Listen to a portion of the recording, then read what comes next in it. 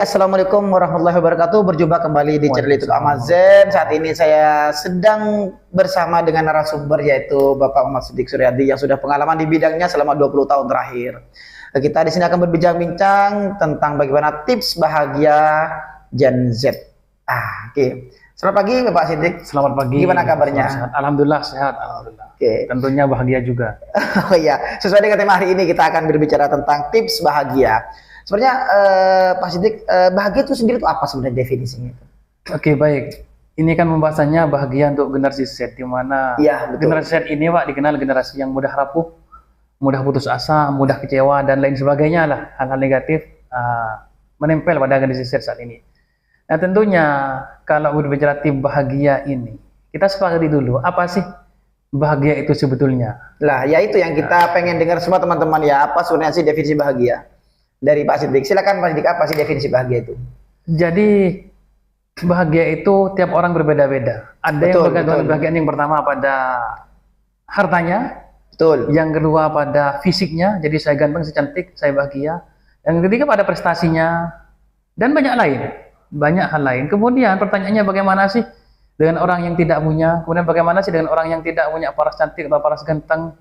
Dan bagaimana sih ketika orang yang tidak punya prestasi atau tidak berpendidikan? Nah itu sangat betul Pak Didi ya, banyak orang itu memikirkan dibilang bahagia tuh menurut orang lain, bukan menurut diri sendiri. Kadang kita itu merasa terpenjara oleh penilaian untuk orang lain. Nah silakan Pak Didi, gimana itu maksudnya itu? Nah itulah yang terjadi saat ini pada generasi Z, di mana generasi Z ini generasi setelah kita Pak, jadi dikenal sebagai generasi yang mudah rapuh. Kita kan generasi milenial dulu ya, tahun 90-an 2000-an. Betul. Dan generasi Z ini generasi saat ini yang mereka hidup di zaman yang penuh kemudahan. Artinya tantangan hidup mereka kurang sebetulnya kalau menurut saya.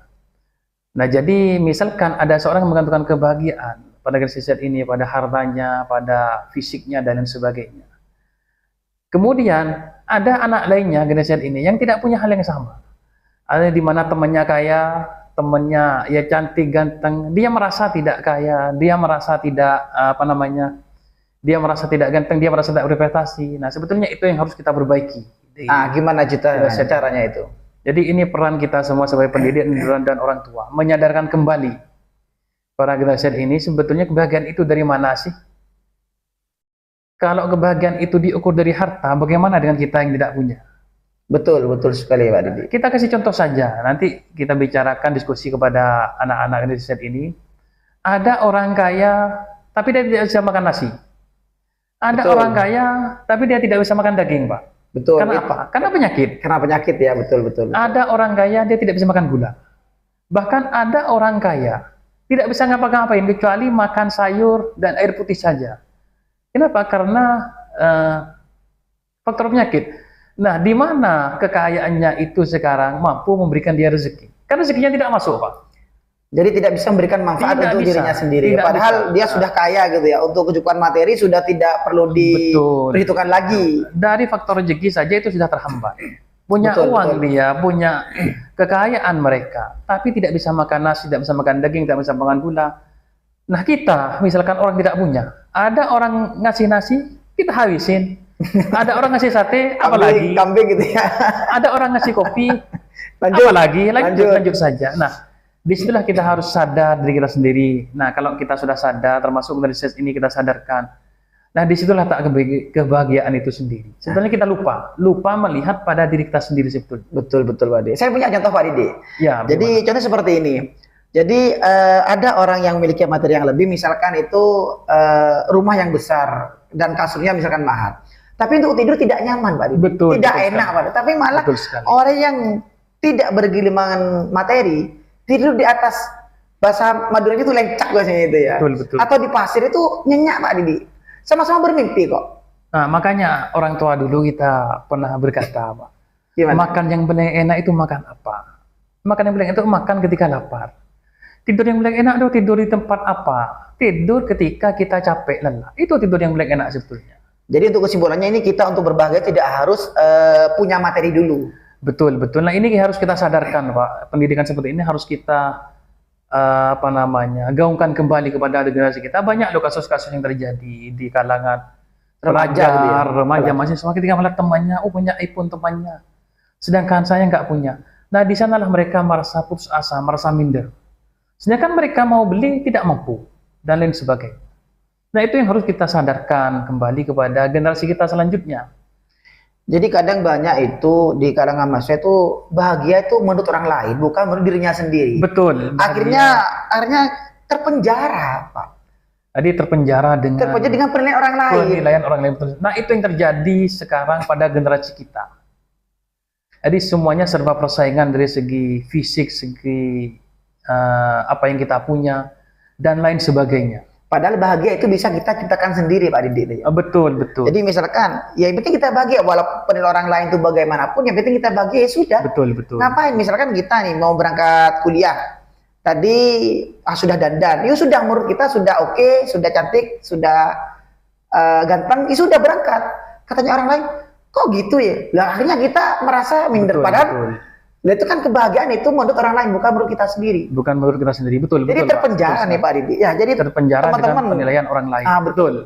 Jadi kita tuh tidak perlu memberikan penilaian orang lain untuk bahagia, karena bahagia itu dari kita sendiri sebenarnya, bukan menurut orang lain. Gimana Pak Didi? Jadi intinya yang dimaksud Pak Saini tadi, tidak perlu memikirkan orang lain itu. Yang penting yang pertama kita sudah melakukan hal yang baik dan benar.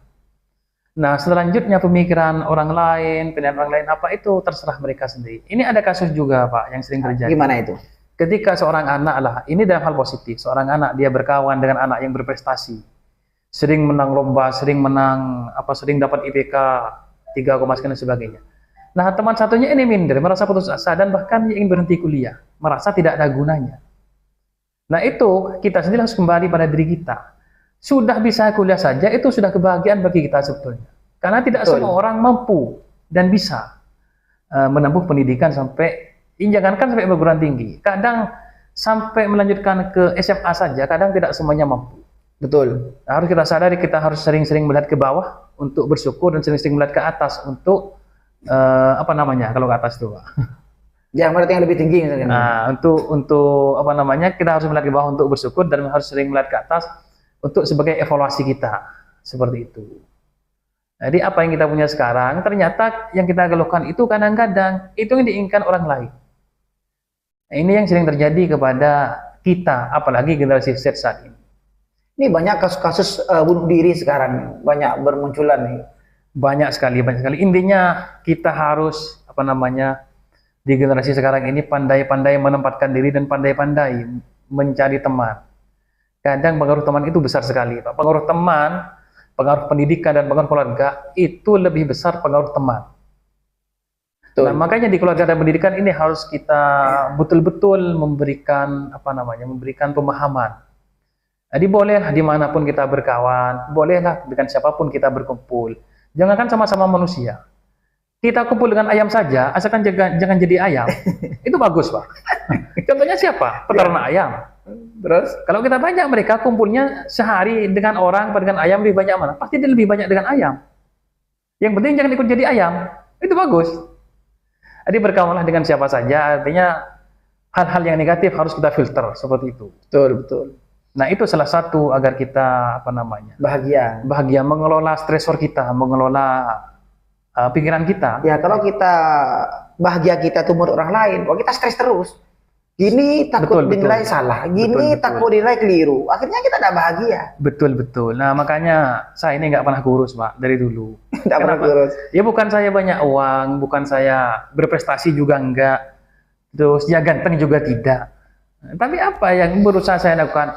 Mensyukur dan menikmati apa yang saya miliki saat ini. Betul. Saya sehat aja itu sudah bahagia, Pak. Apalagi bonus ganteng lah, walaupun saya nggak ganteng seperti itu. Enggak kok, tapi ganteng ya. Jadi teman-teman nih, narasumber kita tuh ganteng ya teman-teman ya. Silakan nanti di chat di kolom komentar ganteng apa tidak. Ya kalau itu relatif lah, ganteng relatif. Tapi kalau jelek mutlak gitu. Tapi menurut saya narasumber kita nih hari ini ganteng teman-teman ya. Ya kira-kira begitulah tip dan triknya. Nggak ada lagi ya, Pak. Nggak ada lagi. Untuk bahagia itu nggak ada lagi. Dan inilah bentuk keadilan Allah Subhanahu Wa Taala. Betul. Jadi Allah bisa membahagiakan orang lain tanpa memberi mereka harta. Betul. Dan Allah bisa menyusahkan orang lain tanpa mengambil hartanya. Sangat betul.